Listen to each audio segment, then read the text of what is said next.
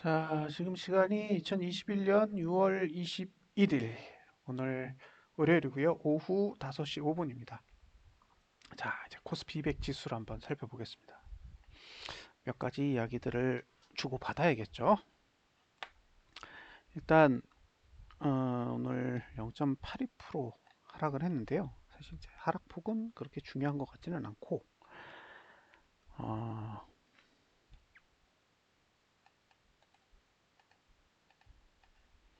자, 오늘 거래 내역을 보면 개인이 1조 9,772억을 샀어요. 외국인이 9,019억을 팔고 기관이 1조 820억을 매도했습니다.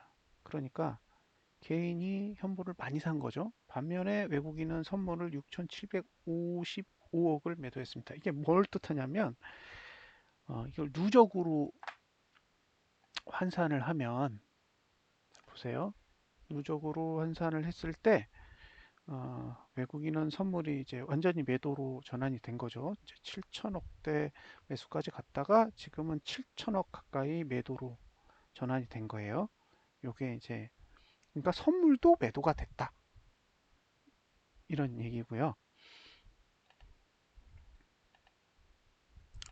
그 다음에 현물은 외국인이 오늘 9천억을 팔면서 이제 1조 2천억대 매도를 보이고 있어서 결과적으로 개인만 4조 3,189억을 매수하고 있습니다.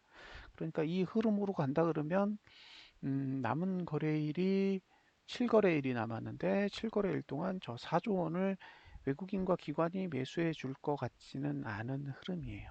그러니까 결국 이번 달에도 매수 주체는 개인이 될 것이고, 개인이 된다라는 거는 어쨌든 상단선 위에서 머무는 것이 쉽지 않은 상황이기 때문에 429대 이상으로 유지하는 게 쉽지는 않겠다라는 생각이 이제 드는 거고요. 첫 번째로 뭐 내일 이제 선물은 만약에 대량으로 또 매수하게 된다 그러면 어쨌든 선물에 의해서 상승은 올 수는 있겠지만 현물의 상태로 봤을 때는 이제 급등으로 가는 흐름은 어렵지 않나 싶습니다. 그러니까 444까지 가는 흐름은 아닐 것 같다라는 생각이 좀 들고요. 예. 월봉에서의 핵심은 사실 이번 달이 아니라 다음 달이잖아요. 다음 달에 이번 달 고가를 넘을 수 있는가. 그러니까 고가와 종가 사이의 거리가 가까워지느냐 멀어지느냐가 사실 예, 핵심 포인트라고 보입니다. 멀어지면 하락에 유리한 거고요. 가까워지면 상승에 유리한 거겠죠. 지금은 어중간해요. 이건 먼 것도 아니고 가까운 것도 아니죠. 확실히 멀어지려면 확실하게 멀어져야 돼요. 예, 완전히 쏟아져야죠. 그러면 다음 달에 이번 달 고가 안 깨겠구나. 그러면 이제 완전히 이건 이제 하락으로 뷰를 보는 거고요. 근데 지금은 뭐 고가를 못 넘는다라고 할 수도 없고 반대로 이번 달 저가를 지키기 용이하다라고 이야기할 수도 없어요. 그러니까 지금은 예, 그 어떤 얘기도 할 수 없는 상황이고 거래량이 월봉이 지금 90%가 넘었거든요. 예, 90%가 넘었기 때문에 제 추측으로는 이번 주 수요일 정도면 거래량이 월봉이 증가하게 될 가능성이 있어요. 그러면 이 하락이 나온다면 목요일, 금요일 정도에 뭔가 확실한 방향이 나오지 않을까. 그게 상승이든 하락이든 거래량이 증가하는 시점에서 이걸 매도로 받아들일 건지 매수로 받아들일 건지 의사결정을 하게 될 것 같아요. 그래서 목요일, 금요일 정도에 어쨌든 강한 흐름이 나올 것 같은 그런 생각이 듭니다.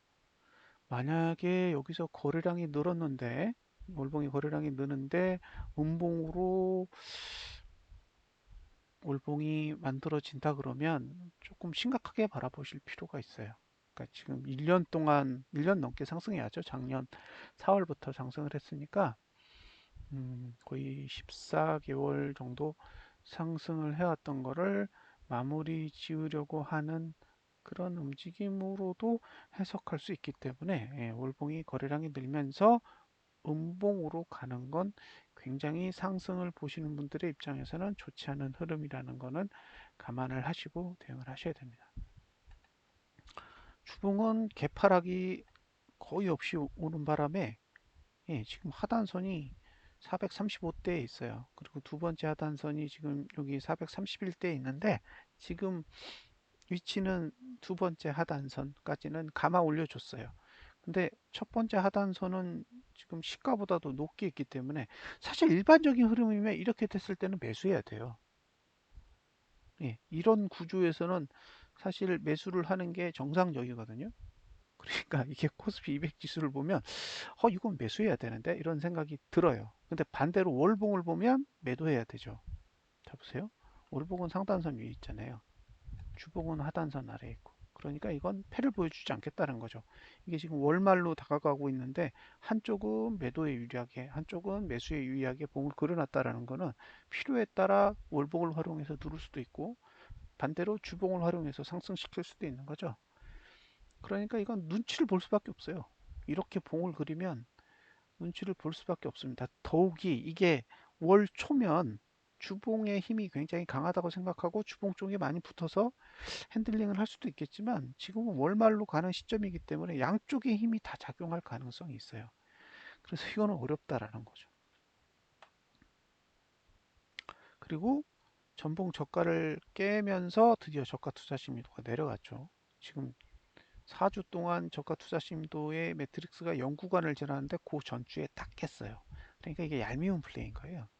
이렇게 하는 행위 자체가 정말 얍삽한 그런 방법인 거죠. 차라리 여기서 지키면 4주 동안 상승한다라고 이렇게 상상할 수도 있는데 여기서 딱 깨놓으니까 이게 애매해지는 거예요. 유효기간은 없는데 저가는 깨놨어요.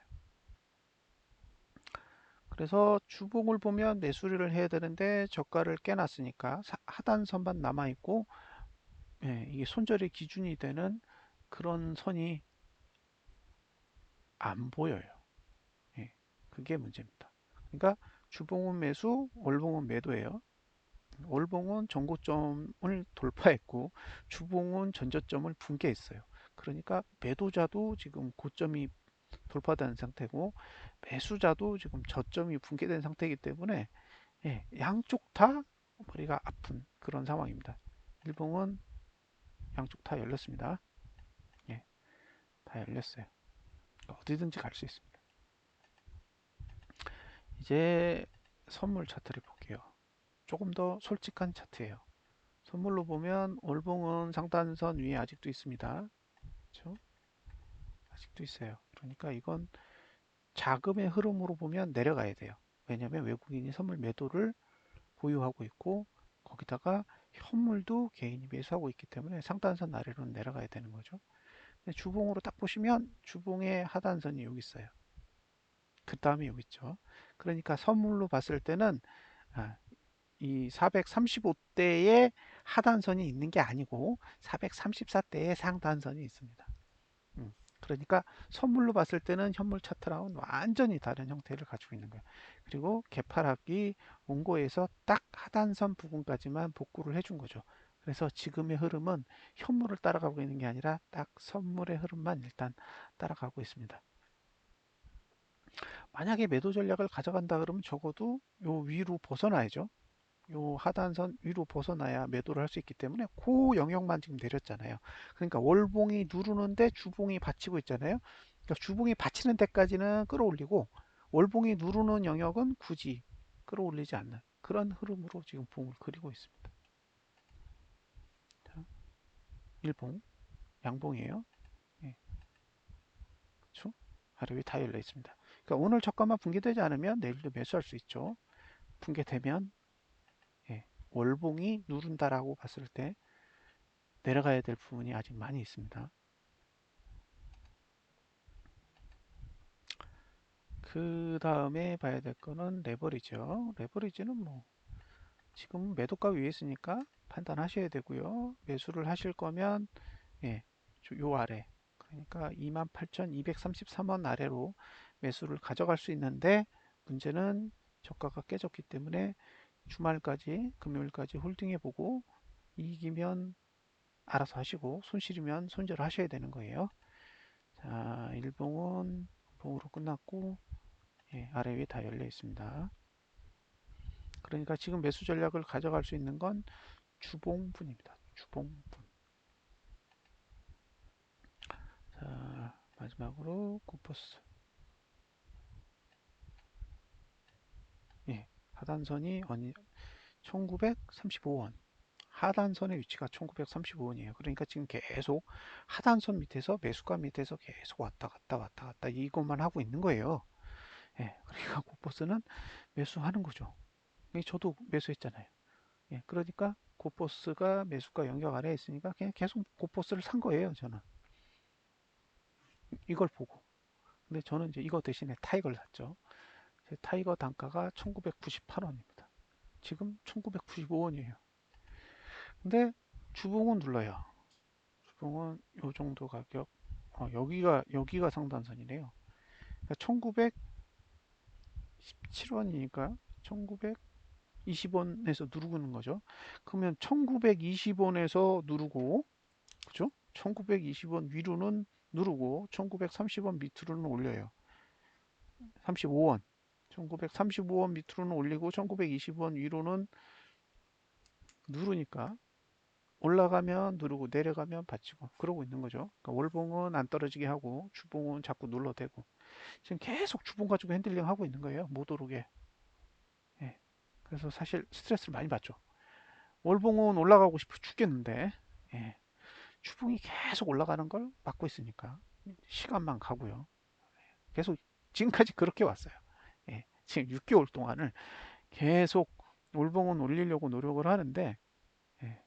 주봉이 계속 올라가는 걸 찍어 누르고 찍어 누르고 찍어 누르고 이렇게 해가지고 6개월 동안의 시간을 지금 허비하고 이렇게 왔습니다. 그래서 주봉은 사실 이제 지금 가격에는 매수해야 될 메리트가 없는 거죠.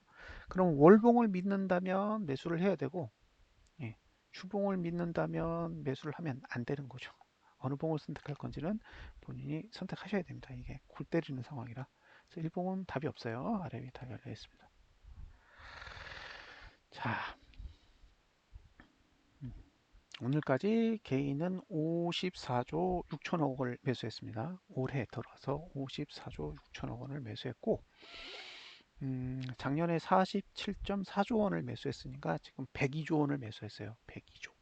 작년부터 올해까지 개인이 매수한 현물, 코스피 쪽의 총액이 102조 원입니다. 저는 지금까지 100조 원 이상 매수한 걸 본 적이 없어요. 그건 외국인도, 기관도, 개인도 마찬가지.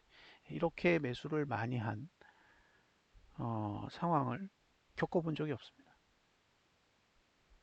그리고 개인이 매수해서 올라가는 장은 2000년 이후에는 2007년도 한 해가 올라갔어요. 2007년도 한 해 동안 예, 개인이 매수했는데 올라간 장이고 외국인이 매도했는데도 올라간 장이에요.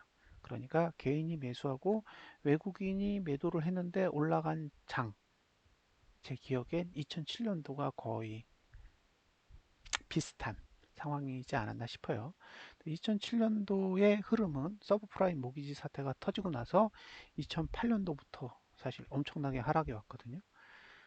그래서 제 머릿속에는 사실 개인이 매수를 한 뒤에는 그리고 외국인이 매도를 했는데도 상승한 장 뒤에는 더 큰 하락이 온다라고 이렇게 학습이 되어 있어서 정작 개인이 100조 원까지 매수할 정도로 증시가 상승할 줄은 사실 상상도 못했죠. 근데 지금도 개인이 미친 듯이 매수를 해요. 그래서 저는 이제 궁금한 게 어차피 개인이 매수만 하잖아요. 개인은 팔지를 못해요. 예, 개인이 팔면 개인이 또 사죠. 그러니까 특정 개인은 팔았다고 이야기하지만 특정 개인이 판 걸 다른 개인이 매수하기 때문에 예, 통계 입장에서 보면 개인은 매수만 하는 거예요. 오르든지 내리든지 개인은 매수만 합니다. 결과적으로 저 물량을 팔아서 익절을 해야 의미 있는 탈출이 될 텐데 지금 뭐 탈출한 데이터가 없잖아요. 계속 들어올 뿐. 그럼 이게 하락장이 와도 오늘처럼 지수가 빠져도 개인이 빠져나가는 게 아니라 개인이 들어오게 돼 있어요. 그러면 도대체 얼마까지 매수를 할 건지가 저는 좀 상상이 안 되고요. 결과적으로 외국인과 기관이 지수를 끌어올려야 되는 시점에서는 매수를 해야 되거든요. 그게 언제냐는 거예요. 예. 이번 달도 보세요. 예. 외국인이 이번 달에 제일 많이 샀을 때가 3,980억, 7,322억이에요. 7,322억. 6월 16일 날. 근데 그 날부터 사거래일 만에 어, 1조 9천억을 판 거예요. 음. 그러니까 매도할 때는 순식간에 매도를 한다는 거죠. 어, 기관도 가장 많이 샀을 때가 8,106억입니다. 근데 지금 3조 매도예요, 3조. 그러면 거의 4조 원 가까이 매도했다는 얘기거든요. 그러니까 매수하는 척 하지만 실체적으로 맨날 매도하는 거죠. 그리고 어, 개인은 가장 많이 매도했을 때가 9,944억. 근데 지금 4조 3천억을 매수했으니까 5조 원 넘게 산 거죠. 그러면 결과적으로는 계속 월말이 되면 개인은 매수만 하고 있다라는 거예요. 누적으로 봤을 때. 이게 진짜 언제까지 가려고 이렇게 하는 건지를 그게 의아해요. 개인이 이렇게 미친 듯이 쓸어 담고 있는데 그러면 쓸어 담으면 쓸어 담을수록 다 무거워지는 거잖아요. 이제 삼성전자만 무거웠다가 이제 SK 하이닉스도 무거워지고 현대차도 무거워지고 현대모비스도 무거워지고 SK 하이닉스도 무거워지고 다 무거워지는 거예요. 그럼 어떤 종목으로 상승을 도모할 수 있을지가 사실 의문이에요. 어쨌든 지금의 현금의 자금의 흐름으로 봤을 때는 이번 달에도 급등은 어렵지 않나 싶어요. 예, 급등을 하려면 개인의 매수세가 이렇게 커서는 안 되는데 급등각이 나올 분위기는 아니지 않을까 싶고요. 그럼 이제 444까지의 흐름은 아닐 것 같다라는 생각이 이제 문득 들고요. 문제는 나스닥 지수랑 그다음에 필라델피아 반도체 지수가 월봉을 음봉으로 끝낼 건지 양봉으로 끝낼 건지가 관건이에요. 만약에 둘 다 음봉으로 끝낸다 그러면 국내 지수도 상당한 타격을 받을 거고요. 반대로 둘 다 양봉으로 끝내버리면 어쨌든 상승세를 끝내지 않으려는 그런 움직임이기 때문에 이런 상태로 또 시간이 더 갈 수도 있거든요. 그래서 예, 남은 7거래일 동안 한번 자세히 지켜봐야 될 것 같습니다. 이게 성급하게 판단을 할 수가 없어요. 왜냐하면 미국 증시는 전혀 예측이 안 되는 그런 자금의 흐름을 보이고 있기 때문에 성급하게 국내 지수의 자금의 흐름만 보고 야 이건 하락할 거다 이건 상승할 거다 이야기하는 건 오히려 투자자에게 혼동을 주는 행위가 될 수도 있으니까요. 일단 오늘 나스닥 결과까지는 한번 지켜봐야 될 것 같습니다. 자, 감사합니다.